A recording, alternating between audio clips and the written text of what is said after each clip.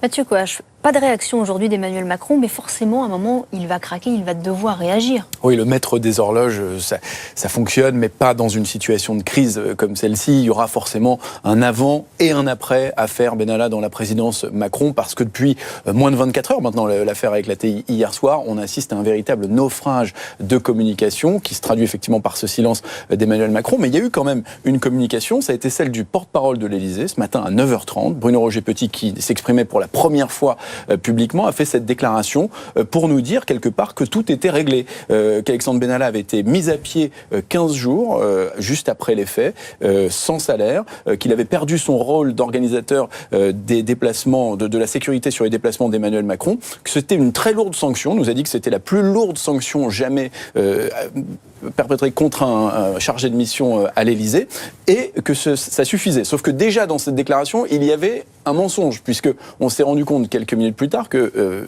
Alexandre Benalla n'avait pas été réellement mis à pied. Il a continué à travailler. On l'a vu pas plus tard que lundi dans le bus des Bleus, un poste très important, puisque c'est lui qui s'occupait de gérer la descente des Champs-Élysées pour les Bleus. Il a aussi travaillé sur la panthéonisation de Simone Veil le 1er juillet. Il a donc continué à travailler, malgré les sanctions. Il est resté au cœur du dispositif à l'Élysée, alors que ces faits étaient connus au plus haut niveau, et y compris par le président de la République. Emmanuel Macron ne parle pas pour le moment, mais il va forcément devoir s'exprimer ou laisser quelqu'un s'exprimer et prendre une décision.